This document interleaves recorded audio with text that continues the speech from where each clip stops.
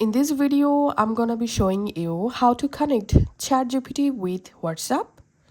First of all, go to your WhatsApp and tap on this new chat option. Tap on new contact and name here ChatGPT. And in this country field, you have to select United States. And in this phone number field, you have to paste this number. So after selecting country code United States, just type the phone number here 800-2428-478 and then tap on save and then tap on message, or in your contact list here you will find the ChatGPT that you just saved.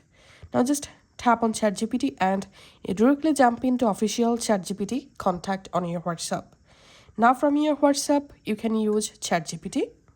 Thanks for watching.